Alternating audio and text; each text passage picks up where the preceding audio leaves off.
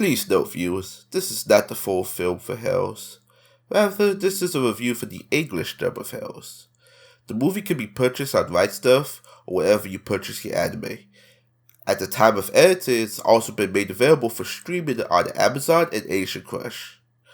Please support the official release of Hells. Sincerely, the Dub Talk Podcast. Warning.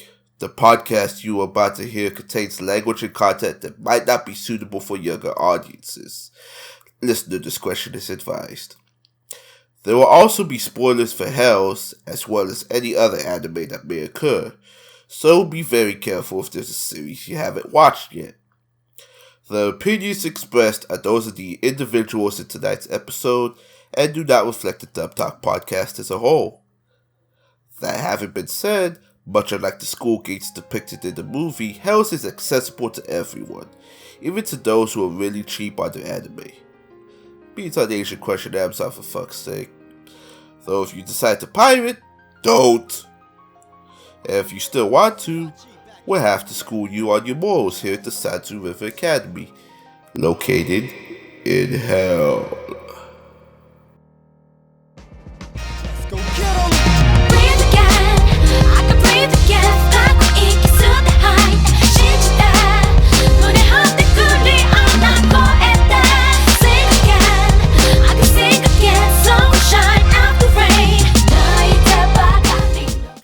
Abandon all hope for ye who enter, for you're watching the Dub Talk Podcast, where tonight a pair of reviewers get together and discuss dubs in the wide world of anime films. That's right, it's Summit the Movies. Oh, and if you expected to watch the full movie, oh honey, oh my sweet summer child, you're sorely mistaken. In any case, tonight I'm here with my buddy Roots. In the afterlife, you can be headed for the serious drive. Yeah, you make the scene all day, but tomorrow there'll be hell to pay. Hell yeah.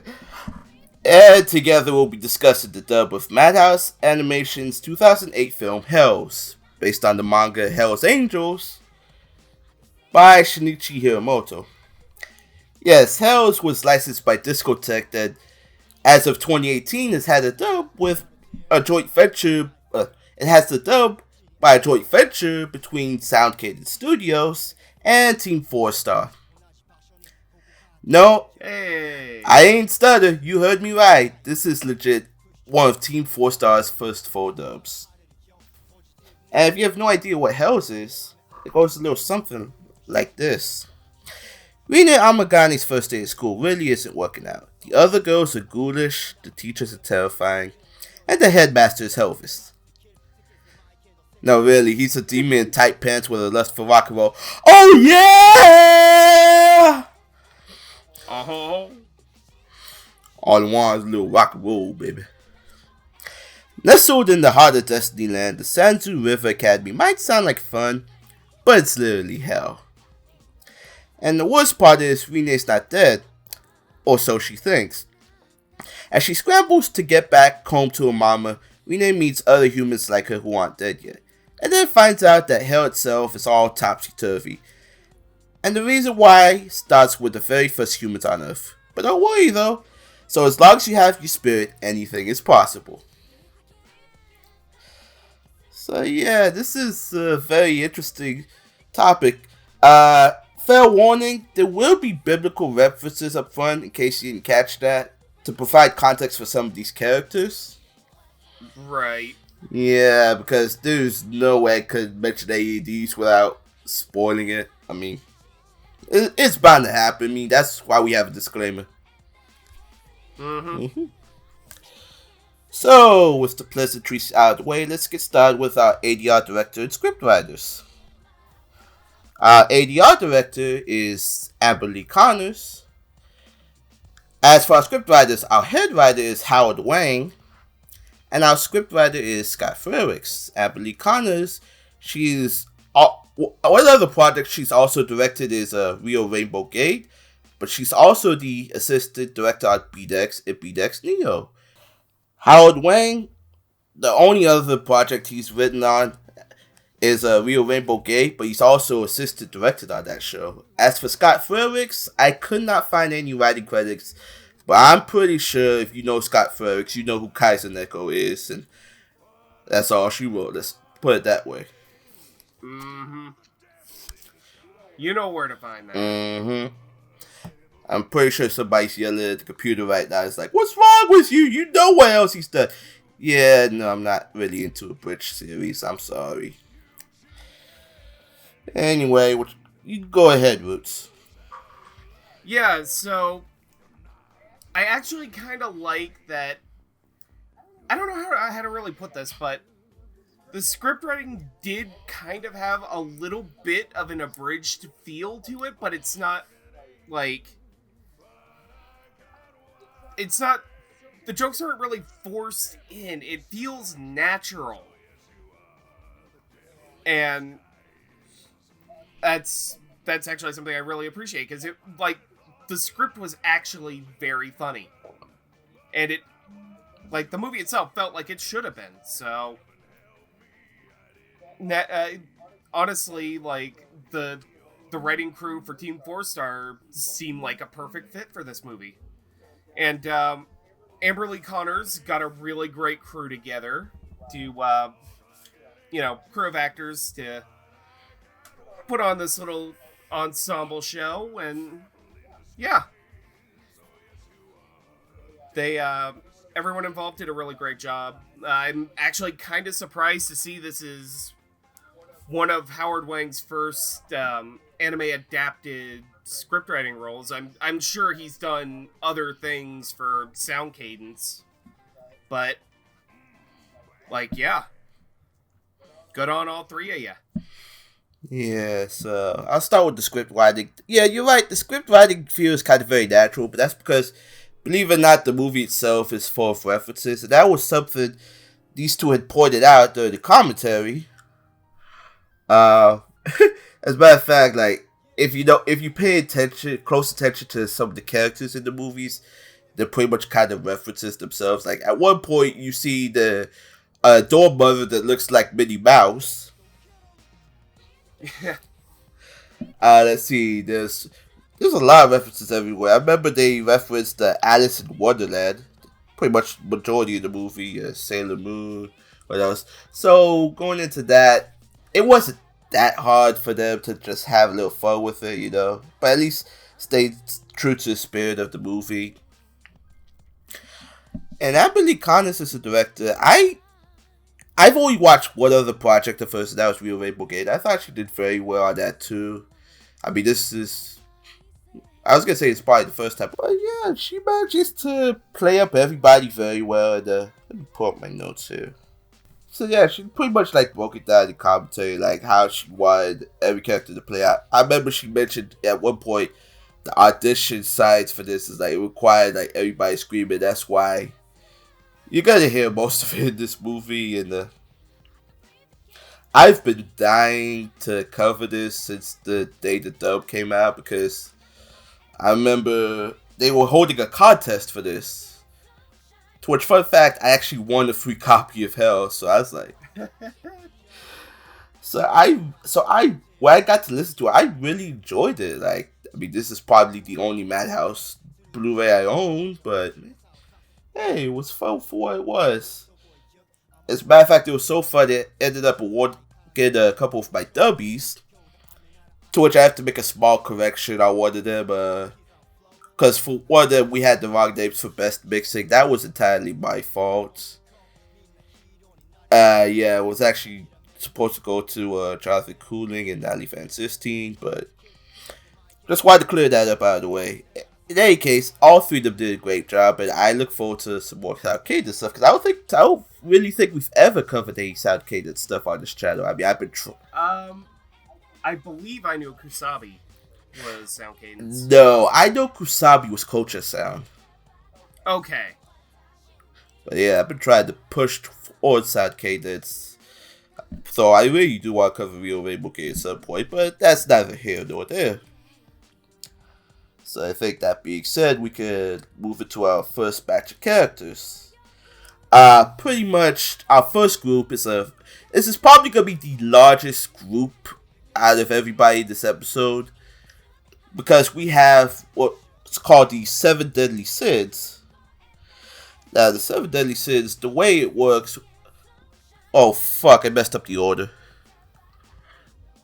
Oh, don't worry, let's just do the first group next. We'll cover the 7 Deadly Sins first.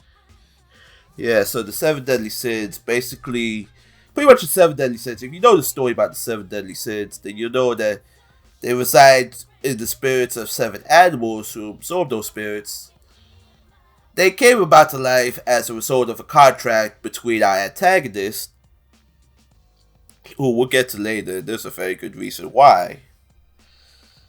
So for our 7 Deadly Sins, we have Wolfie, who's voiced by Marissa Lenti, Kiki, who's voiced by Sir Ed Williams, Mamila, who's voiced by Emily Fajardo, Kyria, who's voiced by Elizabeth Maxwell, Gilala, voiced by Amanda Gish, Cornelia, voiced by Caitlin Elizabeth, aka Caitlin Muncie, and Phantoma, voiced by Marianne Miller.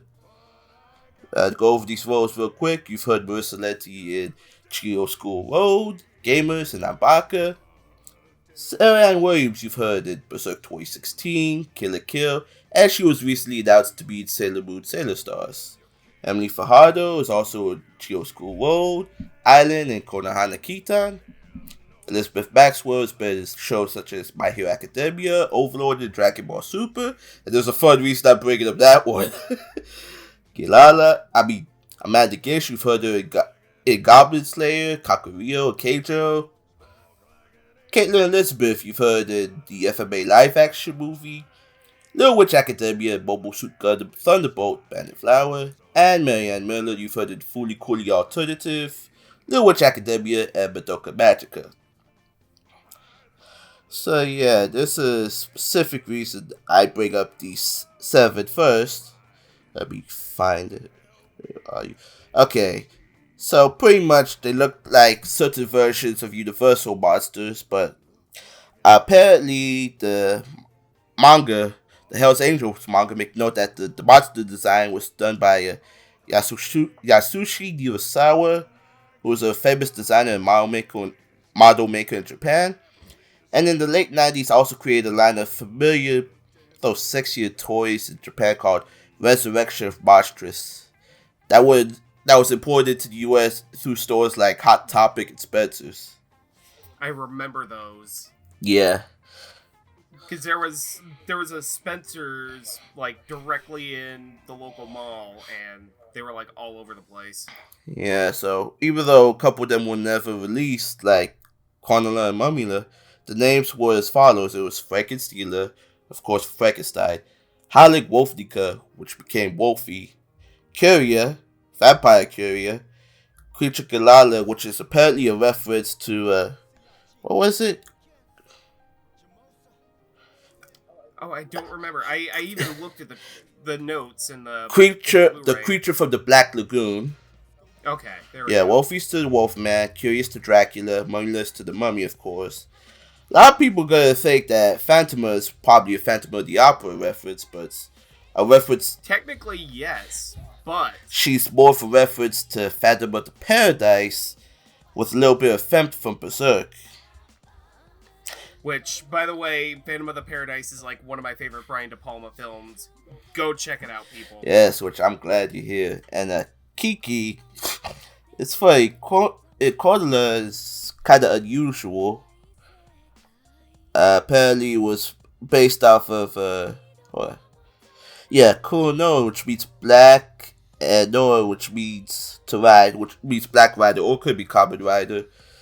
Kiki, she had a different name at the time, but they changed it, I guess, to reference Kiki's Delivery Service, because, she was a witch.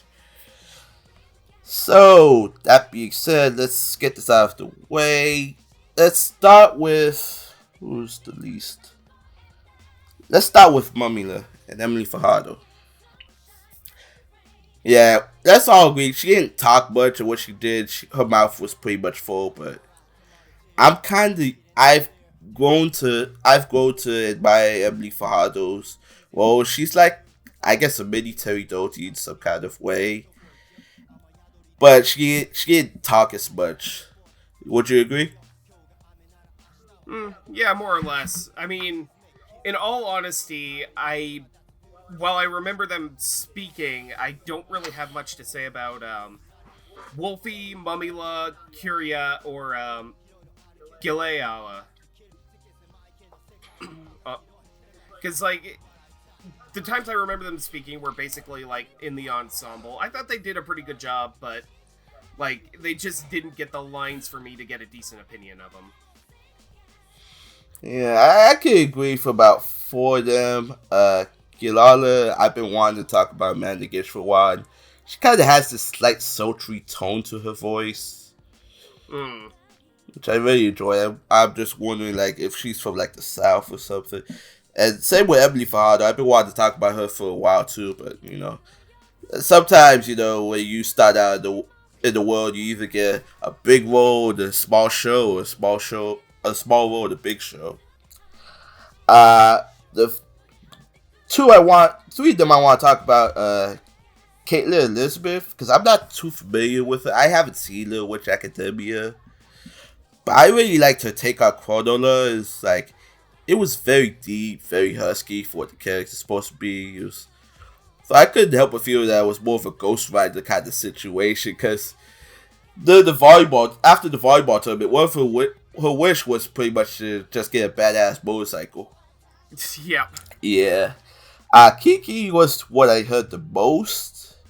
And Sarah Ann Williams, because this is not the first time I've heard her the Sound Cadence dub. Like, I've heard her in Real Rainbow Gate. She uses more or less kind of the same voices. It's more of a kid to Donna from Kill la Kill. But I thought she could be sweet and doing while sometimes being a bit a pain in your ass, Yeah, I really like the kind of tonal shift of her from like, she's like one of the biggest asshole bullies in the beginning of the film, and then she encounters Stila in the schoolyard protecting I'm sorry. I still need to look at names. She encounters Stila in the schoolyard protecting Renee from her dog, and she, I guess, kicks the dog and incurs the wrath of Stila, and then all of a sudden she's buddy with him. Like, I really love that tonal shift. Yeah. But I think you and I could probably agree that probably the standout of the seven is Marianne Miller's Phantoma, because Phantoma gets a lot more to do in the series. Yeah, she gets a lot more to do over the course of the film, and she gets some really great one-liners. It's like part of this role was made for her entirely. And what's even more interesting is she's the only one out of the seven that has a backstory, which I found very interesting. Like, and it was that. Sorry, go ahead. Honestly, I feel like they all probably did in the manga. Yeah. I'll have more to say about this in final thoughts, but it felt like a very abridged film in terms of, like, the plot line of Hell's Angels. But I'll have more to say about that. I wouldn't put it past them, But I do. But it's funny because something interesting. I want to say Amber or Renee's actress pointed out in the commentary, because there may be a possibility why Phantoma is kind of a Phantom of the Mask kind of reference, because when you get into a backstory, you notice that, like, she was more or less shot to death in one eye. Ooh. Yeah. Yeah, so they point that maybe that's why she's wearing a mask like that, as a reflection of herself, pretty much. Yeah. But I wouldn't know without looking at the manga, so. But all in all, they did very well. Especially towards the end of the movie when they get transformed, because all of them had to just scream their hearts out. Yeah. I would hate to see them at the end of their recording sessions for the end of the movie. Like, that sounded rough. Mm-hmm. But man, Sarah Ann Williams was probably the deepest one of them all. Other than that, everybody did a very good job, and I give them all props. Mm-hmm. Absolutely. That being said, let's move on to what was supposed to be our first pair, but I done fucked up. Then again, if you're in hell, you done fucked up anyway, you know? Yeah, there you go. So, we have a pair of pets. We have ROKKU, essentially a cat whose true form is that of God. Like a little dwarf statue, he calls himself God. I wonder about that. And then we have FRANKEN, who's Steela's pet dog. Honestly, FRANKEN kind of serves as a plot device for Steela, really. But ROKKU, I mean, yeah. But ROKKU has much more to do. Yeah. So, that being said, we're going to talk about two people we never really talked about before. ROKKU is played by Martin Billany, who you've also recognized as Lil Kuribo from Yu-Gi-Oh! The Abridged series. You've heard him in other roles such as Sakabe from RG. That's his only named role. He has minor roles in Godzilla Planet of the Monsters, Hunter x Hunter, and K-On! The Movie. Whereas FRANKEN, believe it or not, is played by our head ADR engineer, Ben Tarani. He's only had background roles in Death March, Golden Kamuy, and Kakurio, but as an engineer, he's also worked on Endro, Gosek, and Kakurio. That's a really good set of shows to have been working on. I only picked the best. So, go ahead and take it away. Yeah, I mean, there's not really much to say about FRANKEN because it's basically just like dog barking and snarling. But I mean, Benjamin does a really good job with it. Yeah, he's a good undead pupper. Like, I really have a lot of respect for the folks in ADR dubbing who end up going and playing like the animal characters, because I'm sure that's like, you probably have to like listen to dog barking and snarling and whimpering just to get that down, and you know. Yeah. Like, and it's really great when somebody does it like really well. Because sometimes in a couple of cases, I could barely tell it was actually a human being, and this is in fact one of them. But let's get to Martin Billany as God, basically. Words you never thought you'd say in your lifetime, huh? I mean, he's good, but anyway, he's another character that really benefits from the script writing. Oh yes, because he gets really great one-liners over the course of the movie, and like he gets to be snappy and bannery towards Renee, and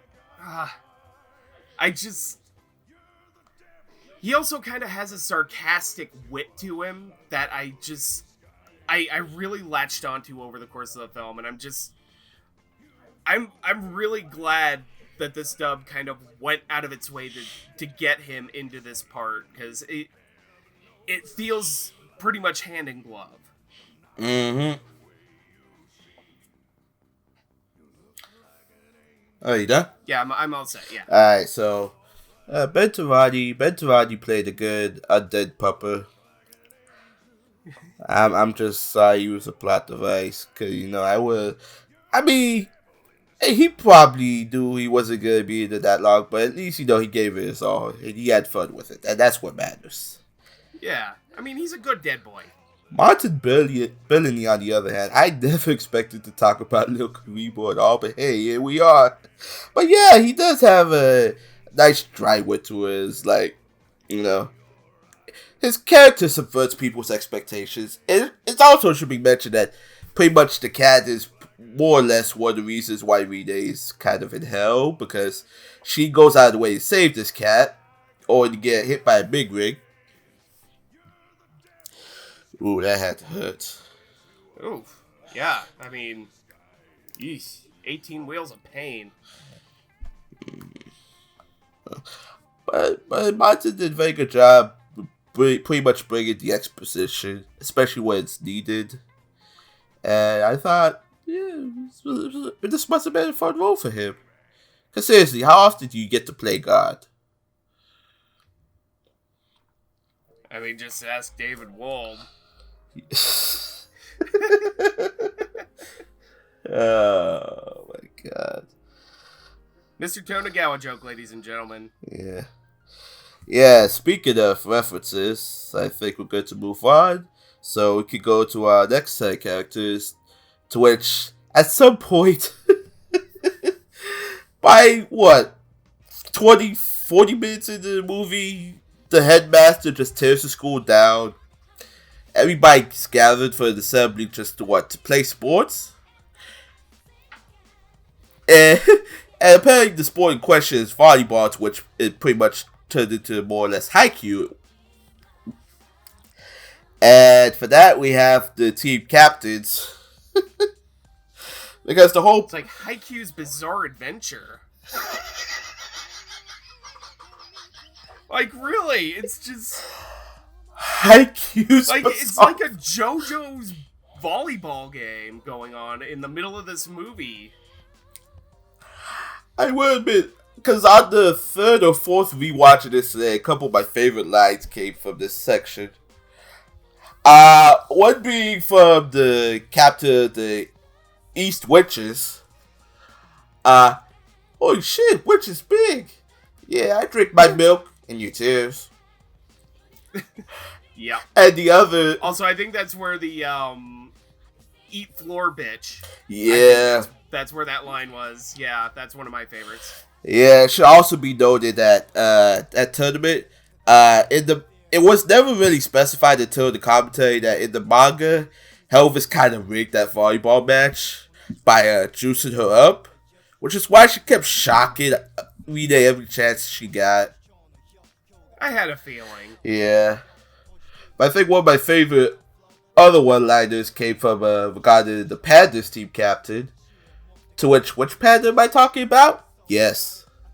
And it was when they get defeated by the student council, and Sarah Williams is just going, but how? They're endangered. Which that was probably the most out of context line. I'm surprised I didn't pick up the first time. Yeah. Yeah, but playing these two for the East Witches captain, we have Melissa Sternberg, and for the Pandas, it doesn't matter which panda you pick, they're all voiced by Scott Frerichs. Oh wow, I didn't actually know that. Oh yeah, he voiced every single panda. Like in the comp, they said that he had to do multiple passes. Like for this panda, the center, this panda on the offset. Yeah, all different voices, but it's him. Oh, high pitch. That's impressive. Yeah. So, Melissa Sternberg, you've heard her in other voices. We spoke about her in the B-Dex recently, it's Mirage.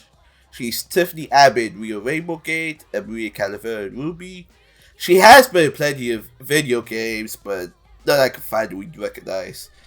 Scott Frerichs, he's also the Bat in B-Dex, Tanaka in Assassination Classroom Season 2, and ironically, Gundam Tanaka in Danganronpa 3's Despair Arc. Yeah. So... I need to get around to Danganronpa eventually. Yeah, do it before Andrew yells at you. Yeah. But anyway, I should probably start talking about our volleyball captain, shouldn't I? Mm-hmm. So, as we alluded to earlier, the East Witches volleyball captain gets, like, a lot of great one-liners. Again, really benefiting from the somewhat abridged script writing that the movie ended up getting from basically Team 4-Star. She's really peppy. She gets a lot of great quips against the the Seven Deadly Sins characters. Class 1 Rat, I believe, is what they're called. But she gets a lot of great one-liners against them during the volleyball game, and while that's pretty much the main point she's in the movie as a whole, like I really like the sequence. And that said, Scott Frerichs as the pandas, he gets a little more screen time because they're basically prevalent in the final arc. But I really like the voice Scott Frerichs gave I believe it's the lead panda, the one with basically the shoot a bamboo in his mouth. Yeah. Like, it felt very... Like, it felt very snappy. And he gets to play off of a lot of the main characters, and... Like, it's just so fun. And, in particular, I really like, as they're about to face off against the student council, and he's just like, oh yeah, you'll never beat us. And then, like, literally the next shot, it's after the game, and they've lost, and they're bowing to the student council, and he's, like, apologizing. It's great. Yeah. I love little sight gags like that. But yeah, Scott Frerichs did a really great job as the pandas, and Melissa Sternberg also did a really great job. I really hope we get to talk about her more in the future. I hope so too. Starting with Melissa, I kind of like the voice she used for the character. I would say the character design is like, hot damn. Damn. Yeah. I really mind the tone she took with the character and the one-liners too. I was like, I just burst out laughing because it was pretty unexpected. But then again, with the visual gags, there's a whole lot. Like, for God's sake, I've made a Kingdom Hearts 3 reference when I watched this the first time. But I admired the voice she kind of used because it kind of sounded like, I want to say maybe a slightly higher tone of Marissa Lenti. So, yeah. Somewhere between Wolfie and Momoko, I guess. Okay, yeah. Yeah, I see where you're going with that. Yeah, because some actors sound alike, but, not all of them are alike. But she did a pretty good job in this role. And Scott is the pandas. Jesus Christ, every panda... Like, they're all distinct. They're all distinct, they're all mouthy, and they're all lots of fun. I really like the way Sky handled his deliveries, especially when he reacted to Rene. It's like, oh, I forget the exact line, but it's like, oh, there's a whole bunch of pandas. And like, she's just surprised to see them talking in hell. It's like, it was fun. And I really wish we get to see Scott a lot more stuff, like, not just minor roles, like, something decent, like Gundam Tanaka, like. Yeah. But these two did a very good job, and I would say I'll be mentioning volleyball again soon for another reason, but I think they had a lot of fun with what they were giving, and let's just leave it at that. Oh, since I mentioned the pandas and now they had to bow down to the student council. Yes, we'll be talking about. Here we go. We'll be talking about the student council next, minus one member. I wonder if you can. For reasons. Wonder if you can figure where you're going with this, viewer. So we have Mario, we have Luca, and we have Rei Kakurasaka. The interesting thing about the student council members is, and you'll find out after the volleyball tournament, but they suffer a lot of scrapes and bruises, but you can see they're also bleeding too. They're also not dead yet. And it turns out they had been on the antagonist's side trying to figure out a way back home. Doing whatever they need to do by reasonably. And it got down to at one point that they saved. I remember one scene they saved Renee from a moving boulder because she thinks if you have spirit, you can do anything. What? I mean, Jesus Christ. I mean, at the end of the film, it turns out yes, but in that we didn't know that. But in that scene, like, she was just being kind of stupid to the student council to save her because Mario was just literally doing a Naruto run at one point. And Ray is just like going all magical girl swinging like something like a baseball bat, just knocking that shit out. I apologize for the lack of description review. It's just that it's really kind of hard to put into words without going forward. Just getting right into it. Mario is voiced by Joshua Gote. Luca is voiced by Kareem Sundberg. And Ray is voiced by our ADR director, Aberly Connors. For Joshua Gote, this is the only role he has so far. This is his actual first role into ADR dubbing, if you can believe that. I would assume he's also done like video games for Sound Cadence at one point or another. I do know I did find that he's part of a podcast on YouTube, but other than that, though, I could not find any other roles for him, not video game or otherwise. Oh wow, that's interesting. Very. Kareem Sundberg, you might have heard her as Maid in Holy Night, Magical Girl Kaede in Ladies vs. Butlers, ROKKU Wheelfoot in Overlord 3. She performs the ending to Banana because you've otherwise heard her on YouTube as Megami33. Oh. Yes! Very interesting cast we're having here tonight. Yeah, I can tell. Oh, strap yourselves in, viewers. This is going to be a fun night now. And, of course, Aberly Connors. You've heard her in other roles as Rita Sideshow from My Girlfriend is Show Bitch. Probably the one person in that group that's watched it. Miss Joke from My Hero Academia. And Rio Rollins from Rio Rainbow Gate. That having been said, go ahead, Roots. Yeah, this is a really interesting bunch because, like, Mario in particular plays a bit of a major role throughout the film as more or less a secondary protagonist.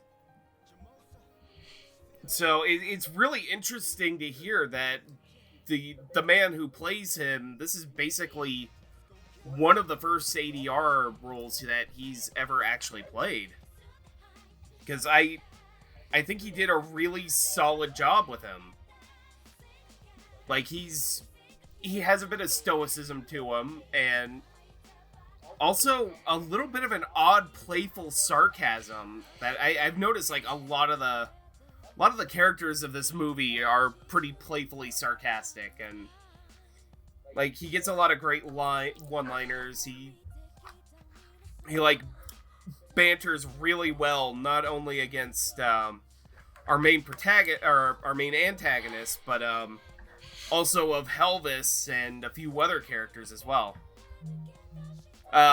Unfortunately, like Luca and Ray really, other than right before the volleyball tournament, they don't get much in the way of dialogue after that, but both of them seem pretty fun. They definitely didn't sound bad at what they do, not by a long shot, but it's just kind of a shame that they just basically got written out halfway through the film and don't come back until toward the end.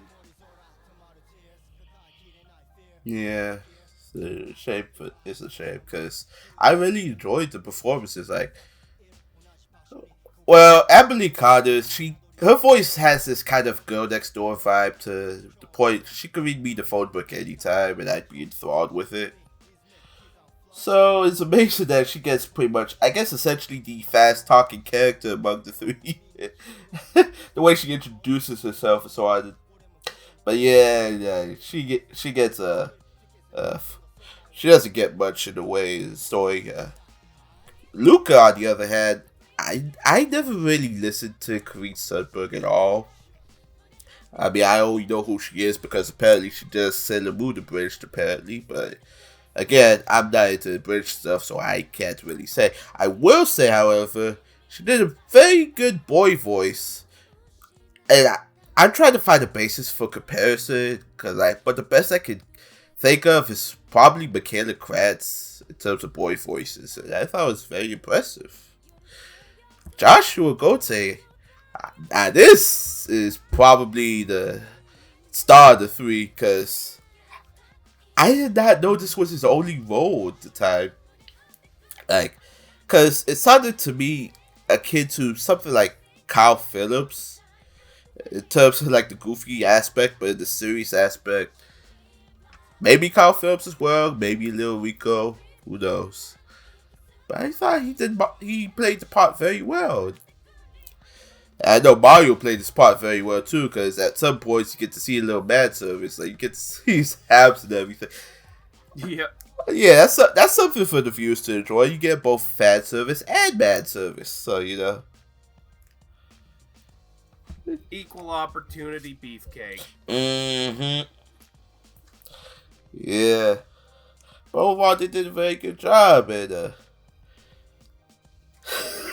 speaking of beefcakes, the next section is going to be very fun.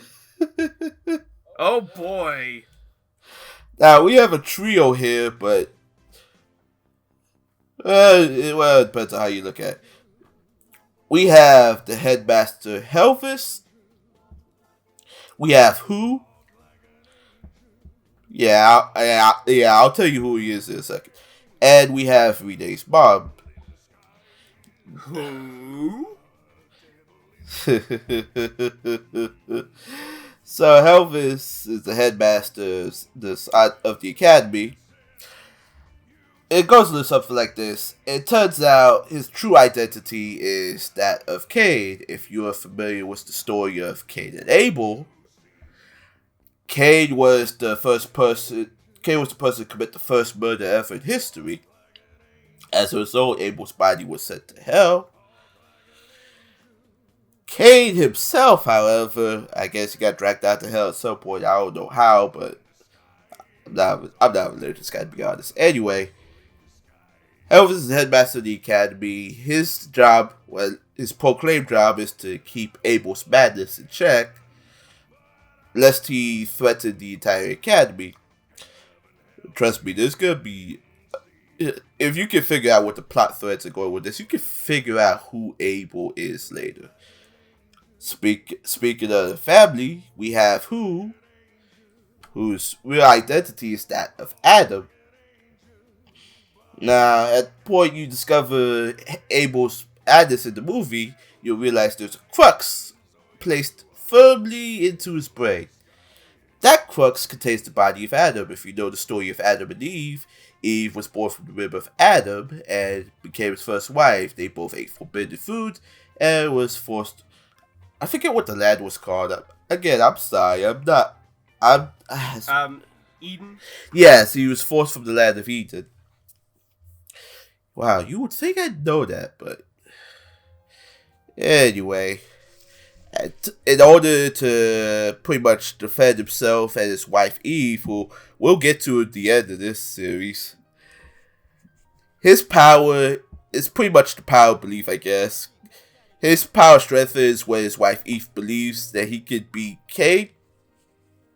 To which, yeah, I know this whole thing seems kind of convoluted, but there's more to it than you think, viewer.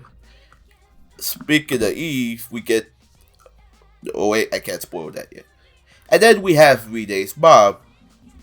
Renee was dragged out. Renee is just pretty much typical loving mother, dragged out to hell by Abel in order to break Renee, because as everybody knows, Renee is pretty much powered by her mother's spirit, because as long as you have spirit, you believe you can do anything.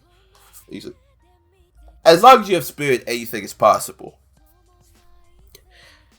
To the point that once she disappeared into the void, Renee tries to go after her, only for her to disappear herself, and then I'd explain what happens next, but this movie makes about as much sense sometimes as a parody, but hey, just sit back and enjoy the ride. That's all I can say. Mm-hmm. That being said, I'm actually going to start with Who first. Who voices him? Who is voiced by Chris Guerrero. Renee's mom is voiced by Jessica Calvello.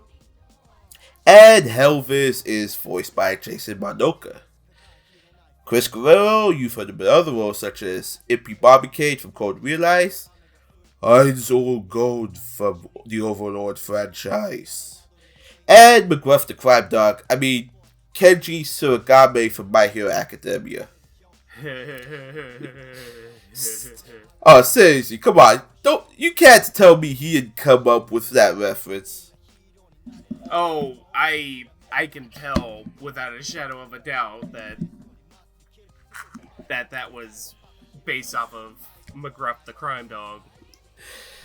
Yes, Jessica Calvello, you've heard her in other roles such as Tyranny from Amaki Brilliant Park. Pretty much simply put, we need to go Lunar. That character. Zoe Haji sums up a lot of her characters. Speaking of which, Zoe Haji from Attack on Titan, and she's recently announced to reprise her role as Honey from the Cutie Honey universe. Jason Marnocha, oh boy, he's Stephen Motlin in Hero Mask, Botobai Gigante in Hunter x Hunter 2011, and Keiichiro Nijimura in JoJo's Bizarre Adventure, Diamond is Unbreakable. So, let's go, Roots. Yeah. So, I'll probably end up doing this in the order you presented them in. Chris Guerrero as Who, or Adam, or whatever you want to call him. I really enjoyed the performance, because he plays Who off as, like, a wannabe Casanova, and it's hilarious, because I just love how he keeps kind of getting shot down, and he just gets back up and uses the power of belief to fight the antagonists of this movie, and he basically just tries to use that for a reason we'll get to when we get to the particular character it involves, but it's just this overwhelmingly positive, but at the same time, absolutely clueless in terms of relationships guy, and it's just wonderful, hilarious, and awkward all at the same time, and Chris Guerrero did a really, really great job with him. Now, as for Renee's mom, like a lot of other characters, she gets a lot of screen time, but not very much in the way of lines. But I really like that she basically plays Renee's mom as basically the doting mother. It's simple, but it works, and works really well. And I can't knock a performance that works based on its simplicity. So, she did a really great job playing, the warm motherly figure. So, yeah, great job. And, God, Jason Marnocha as Elvis. The man has so much soul to his voice in this performance, and he gets a lot of great lines. He basically gets to do, a cheesy Elvis impression every now and again. And at other times, he's like a soul singer, and it's wonderful. Every time Elvis shows up on the screen, I get a little bit of a smile on my face. And I just love it when an actor can do that with a character. Just be so out there. It's just instantly enjoyable. So, huge thumbs up to all three of the actors we are talking about right now. Great job, guys. Yeah, so I'm gonna start with Who, because how do I put this? It's kind of I don't want to say typical because I know it's like it's a lower tone than like Idol Goon. Actually, no, it's more like each year for Fairy Tale. Man.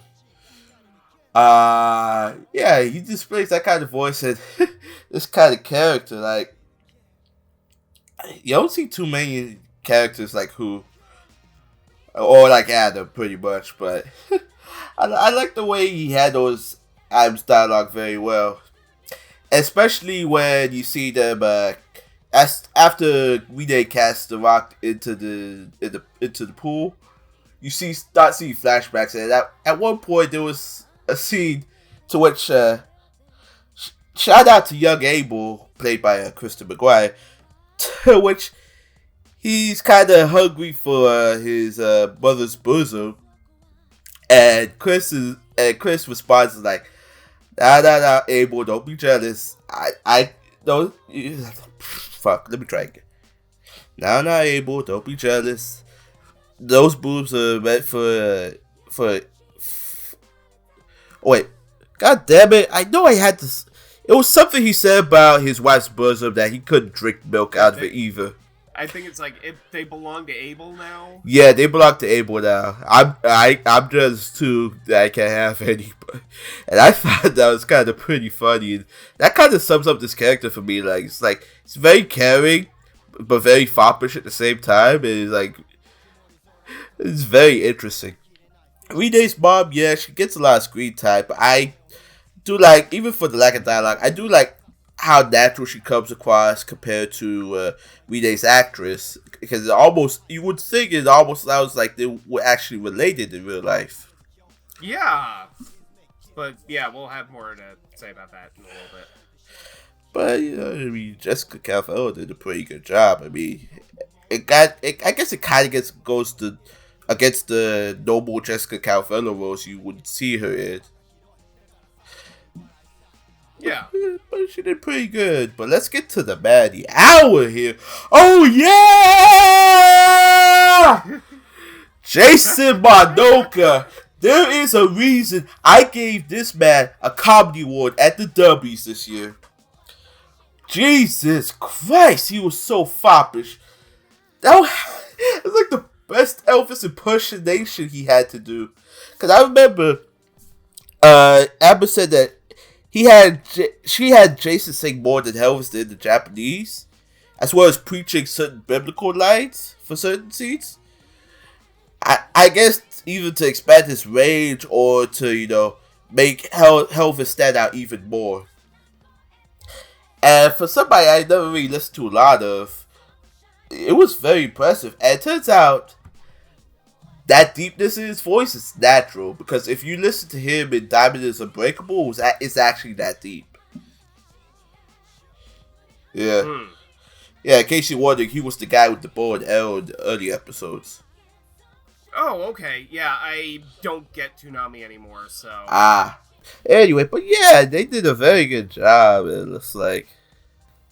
like you said, anytime you see Elvis on screen, it just puts a smile on your face.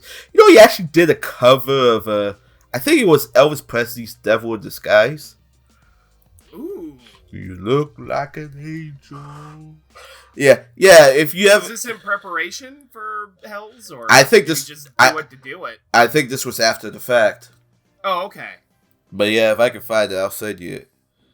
But yeah, everybody did a very good job. And now, if we have the Cade, we've got to get to the Abel. So from here on out, everybody will be individual, starting with Ryu Kuto, our student council president. Now, if you can figure out the plot threads up to this point for you, he is able.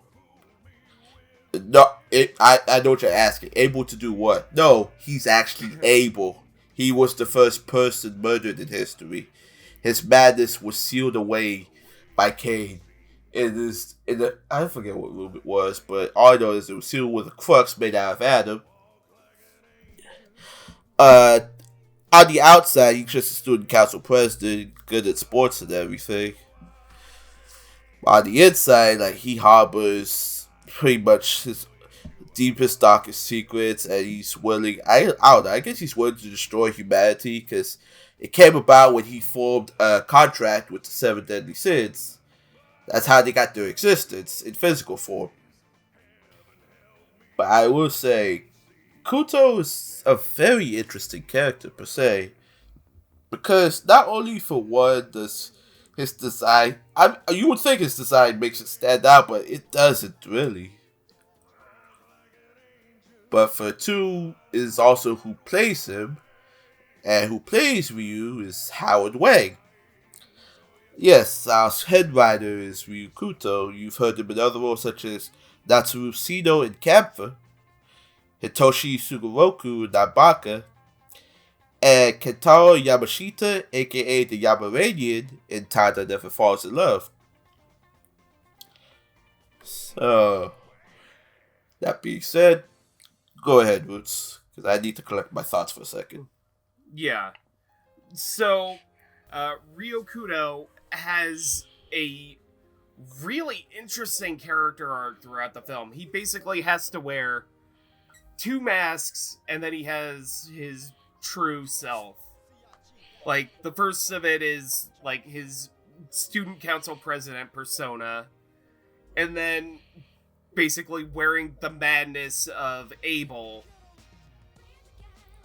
throughout most of the film as basically the core antagonist, driving everybody to despair, mocking everyone, and, like, which, by the way, was an excellent amount of ham on Howard Wang's part. Mm-hmm. Like, that was absolutely glorious scenery chewing on his part, and, like, really fun. And then you get his true face at the very end of the film, which is basically the scared child who doesn't want to admit that they're afraid of what is going on. Oh, yeah. And, like, I think, like, that point, probably in the last, I want to say, like, 10-15 minutes of the film, that is where Howard Wang truly gets to shine. Because no pun intended. No pun intended. I forgot all about that, so. But it's, like, like I said, he gets a really well-rounded story arc throughout the course of the film, and basically Howard gets a really great opportunity to just ride an emotional roller coaster with Ryokudo, and it's I really like it. Like, there's not really much more I can say on the matter. Like, he did a really great job with it. Yeah. I mean, I don't get to talk about Howard Wang much on this podcast. I mean, last time I talked about it was Nabaka, but that was for different reasons. I will admit, because I remember seeing the cast announcement for this, and I saw he was Kuto. I was like, oh, this is going to be very interesting. And then I played the Blu-ray, and I kept trying to figure out, wait, who is that? I legitimately thought it was Rico Fajardo at one point. To which, when I saw the cast list, I was like, that's Howard? Where has this been hiding all my life? Because Howard brings a sense of depth to this character, man. Like, pretty much, trying to prove he's the best. Good in a good sense or a bad sense. Like, I mean, he manages to manipulate almost everybody, because even when you think you've won, he has kind of the upper hand on you. Because there was where he brought student council into nothingness, where he knocked down the school, where they're essentially doing basketball with the little yin yang balls. When they're floating up into the sky. Do not ask me about that. I don't know what was happening, to be honest. It's the power of belief. Times 10,000. You gotta believe. Cue the little, like, xylophone. You gotta wonder how much weed they were smoking when they came up with this story. But I mean, hey, funny enough, if they get caught with it in Japan, that's pretty much the end of your career, so. But yeah, but hey, at least you get to breathe again. I can breathe again. Sorry.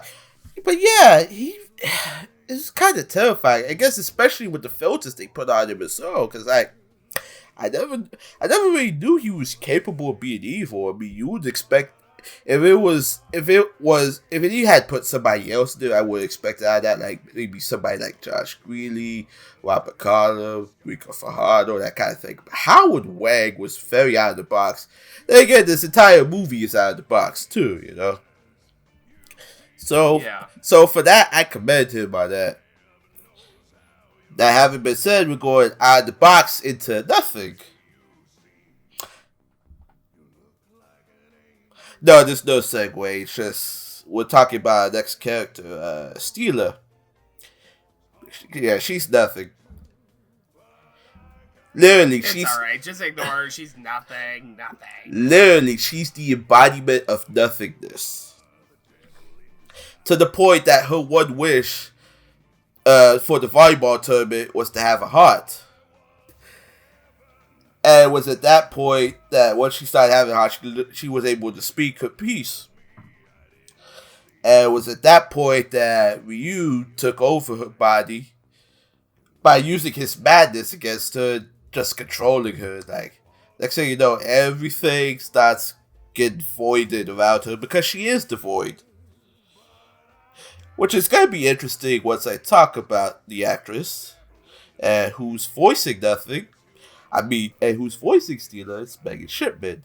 Megan Shipman, you've heard in other roles such as Hanamaru Kunikida from Love Life Sunshine, Snow White from Magical Girl Raising Project, Alba Suzukaze from New Game, and Mai Bellafiore from the Overlord franchise. I have a feeling this section may be a little quick, but go ahead, Roots. Yeah, like, there really isn't much to Megan Shipman's performance, because, like, Steela gets maybe a handful of lines, and then it's just basically screaming the rest of the way. Because the character of Steela doesn't really come into her own until the second half of the film. She's basically silent that entire first half, and then, you know, the volleyball tournament happens, and then she gains her voice, more or less. But I really like that Megan Shipman kind of played her with, like, a childlike persona, I guess would be the word for it. Maybe. I'll get more into it by section, so. Like, sort of kind of an odd innocence to the, she gives, like, an odd innocence to the character. And then, basically, the rest of the way, it's just her, like, screaming really loudly and, like, agonizing over the fact that she is now this weapon created by Abel in order to destroy all of reality. And then, basically, at the end of the film, she sacrifices herself to stop what she is doing. And, yeah. Like, it... Again, all three of our major characters get, like, a really interesting character arc. And I gotta say, like, Steela's is the one that interested me the most. Yeah. Because it's... You know, basically, and at the end of the film, when, like, everybody's reincarnated, she's basically brought back as a child, which really kind of drove home what I thought about Megan Shipman's performance. Basically playing it, you know, sort of like a child who doesn't get the concept of good and evil, basically, I guess, is what I was trying to drive at. So, yeah, like, Megan Shipman did a really great job with Steela. I really liked it. Yeah. I mean, I will agree Steela doesn't get a handful of lines, but for the lines that she spoke, I actually did not recognize that was Megan Shipman. Because, again, I saw the announcement back then, but when I watched the movie, I was like, who is this? I swear to God, I legitimately thought it was Stephanie Sheh. And then I see the cast, and so I was like, that's Megan Shipman? Because even for the lack of dialogue she has, she does get to do some pretty cool sound effects. Because that whole void you hear, she did that. That's all her. She did that in one take. If you could believe that. Wow. And it sounds nothing like the typical Megan Shipman war I've heard. But even if she doesn't get to do much, at least Megan brought heart to the character. I mean, I remember back when I was doing my dubbies, I had her considered for voice acting Black Magic. Unfortunately, I had to disqualify her because there wasn't enough lines for her to speak. But then again, looking back at it, I probably would have put down Melly Grant anyway, because holy shit. Mm-hmm. But yeah, I really want to hear more Megan Shipman roles like this. Don't get me wrong, I loved her in New Game. I loved her in Magical Girl Razor Project. I loved her in Citrus, but my God, it's amazing how out the box she could be, if you give her a chance. And I really think she knocked it out of the park. Probably not the gatekeeper, but she knocked it out of the park. I mean, you win some, you lose some. Yeah. And speaking of knocking it out of the park, or trying to knock it out of the park, we move on to our main character, Ride Abagade, our scatterbrained protagonist, who, if you have spirit, you can believe anything is possible. Yes, legitimately, she is the Eve to Adam. She's the reincarnation of Eve. Dragged down to hell by Ryu, because in order for Ryu to summon his plan, in order for Ryu to enact his plan, he needed the blood of his mother, that being Ride, at least her reincarnation. In the past life, Eve was disappointed with her son Cain for murdering Abel. Now, in the present, Eve, in this case Ride, has to atone for her two children's sins. Believing she's stronger than she looks, she sets out to resolve the conflict, which is apparently pretty much boils down to a sibling rivalry. Let's be honest. Yeah, nothing can break her spirit. Except for when her mother just disappears into the void. To which, the way that... Even then, the power of belief. Yes, viewer, this is the power of friendship if it was our weed. Just like the animation. No, seriously, welcome to Noah Clue's Wet Dream. Yeah. Yeah. He would definitely get a kick out of this if he'd never seen it, but... Oh, it is squash and scratch all over the place. It's like 90s MTV. Jesus Christ. Anyway, back on track. Ride is voiced by Amanda Lee. You've heard Amanda Lee in other roles such as Anzu in Hinamatsuri, Demarine in Magical Girl Racing Project, Crush in Overlord 2 and 3, and because this is Sound Cadence, L. Adams in Real Rainbow Gate. So, kick off this final section. Go ahead, Roots. Yeah, I'm actually surprised that I haven't had the opportunity to talk about Amanda Lee as much as I've had, because I think, Hinamatsuri was basically it, in terms of episodes I've been on. But, yeah, she plays Rune with a definite sense of pep and energy, and, I can do anything as long as I believe, and, it's great and refreshing, and, I really enjoyed, that aspect of it. I can get out of hell,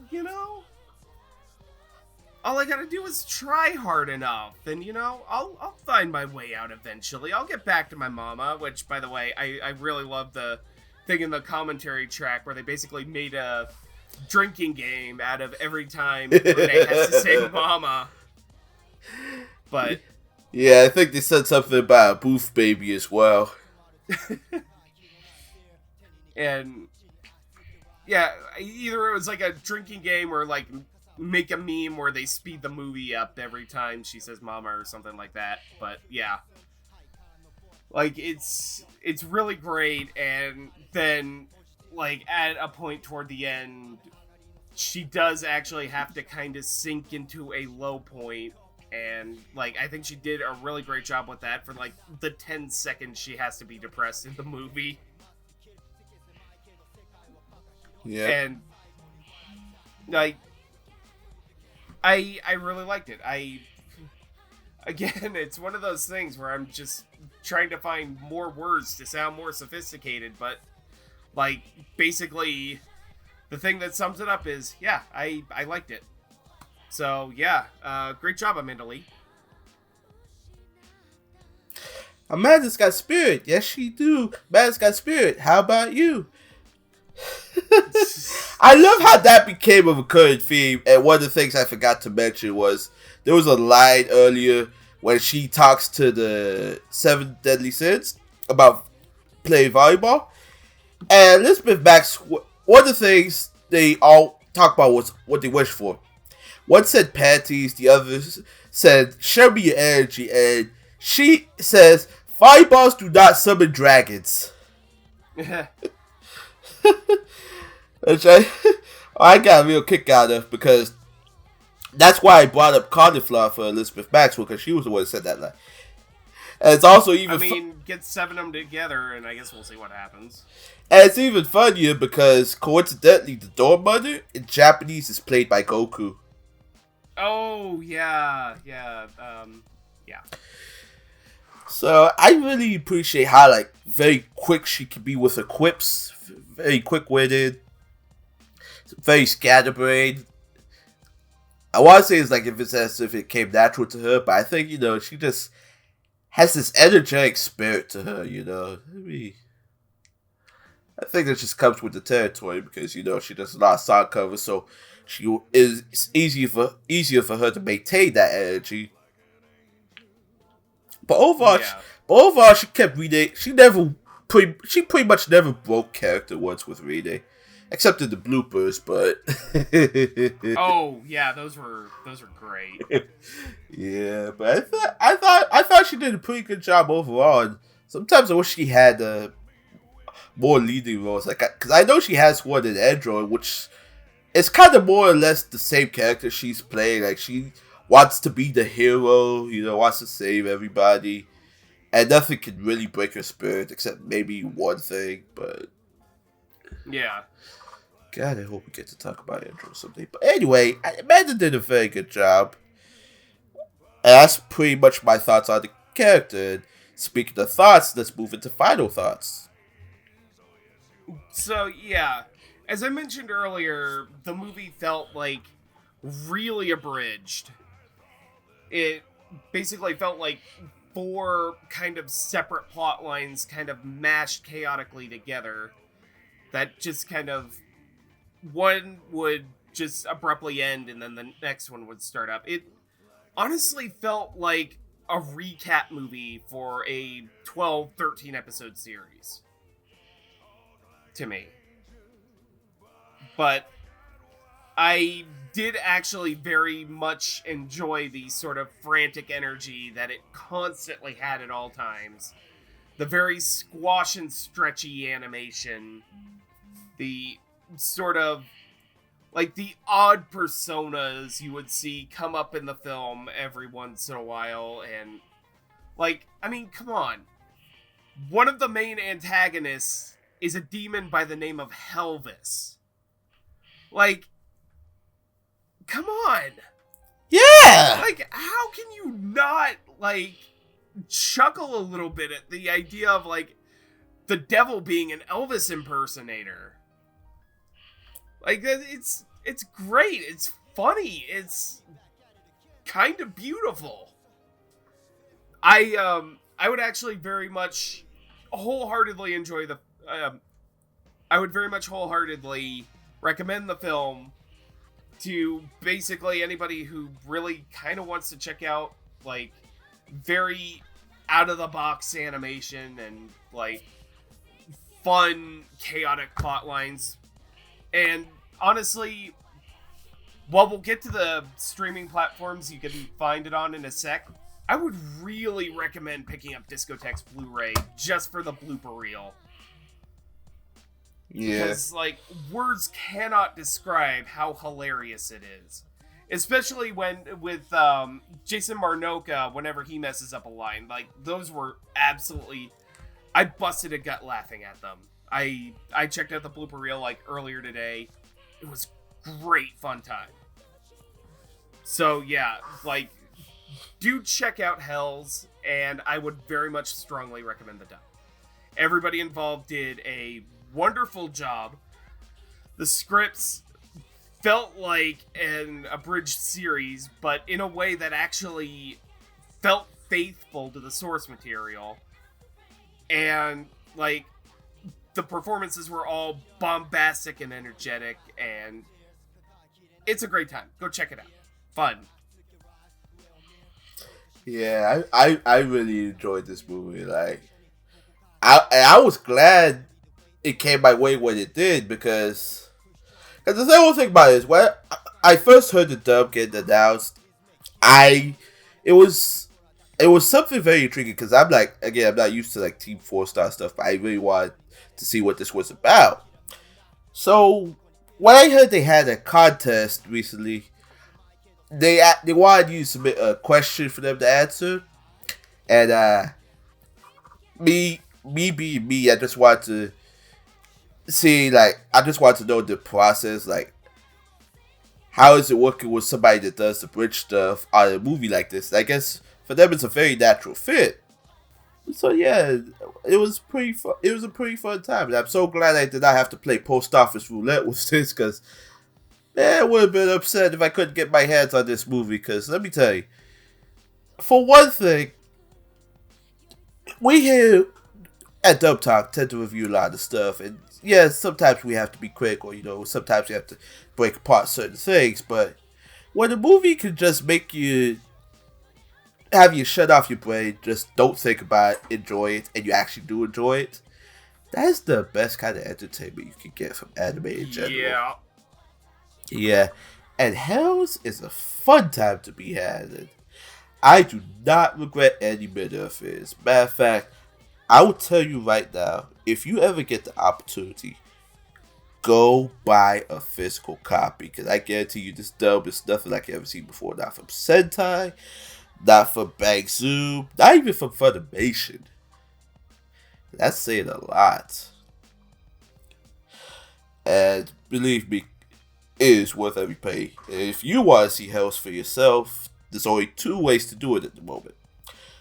One would be to buy the Blu-ray through Right Stuff or wherever you buy your anime. The other option would be to rent or buy it through Amazon Prime. It's $2 to rent or $8 to buy digitally.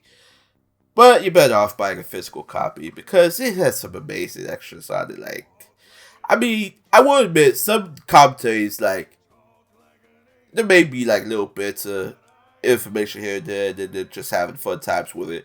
Some of it may be a little TMI, but trust me, it's enjoyable. just to hear people react to their own work, to their own product they made. Again, the bloopers are very funny. And you also get some pretty cool translation notes too, because I did not know. At one point, there was a Fist of the North Star reference in this. Fist of the North Star, Sailor Moon. Yeah. I mean, it's in regards to the manga, but yeah. I mean, you'd have to watch it to find out. But it is worth your $20, so whatever it's going for right now. Just for the love of God, do not pirate this, or you'll end up in hell. That's all I'm gonna say about. That's all I'm gonna say on the matter. But honestly, I also want to say it's either on Asian Crush or Midnight Pulp. Like, one of those is getting like a whole bunch of Discotek stuff, and I think one of those ended up getting the dub. I checked Asian Crush earlier tonight, and I didn't see it. Maybe it hasn't shown up there yet, but I do know it's on Prime, supported by Asian Crush. So, yeah, that might be it. Okay. Yeah, but enough plugging this movie. I mean, we've had a fun time with it, but now we gotta get back up to the real world. To which, Roots, where can people find you at? Well, now that I've crossed the river Styx and returned to the mortal plane, you can find me on the twitter.com at Roots of Justice, where I mainly just retweet cute animal pics. I talk general fandom stuff every now and again. It's a fun time. You should come check it out. I'm also starting to script some stuff for a solo spin-off project, so hopefully I want to have that started to get rolling probably sometime around September-ish. So keep an eye out for that. And as for me, I'm an assistant editor for this podcast. I plan on venturing into my own podcast at some point. In the meantime, I can be found on Twitter at Jamstar529, at YouTube at Jamstar1. I have a blog that's collecting dust in the moment, but we'll see what happens in the future. As for this channel, we can be found at dubtalkpodcast on YouTube, Twitter, Twitch, Tumblr, rest in peace, and Instagram. Pouring one out for Tumblr. You really blew this one, Yahoo. Yeah, you poured that drink into a tumbler, right? In any case, any last words before we go? See y'all in hell, baby. All you gonna need is Hell's Blu-ray on disc, baby.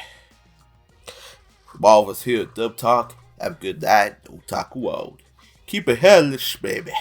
Keep it hell. Oh, fuck it. Oh, baby.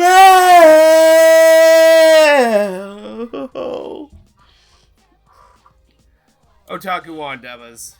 曇り空止まる tears 抱えきれない fear 手に握る地に足つけ rise 上を見るすると自然に雨が降る傘を差すいる同じ場所にここからどこへ行く雨宿りで way を突き進むハイからのボード不死鳥のよ今日が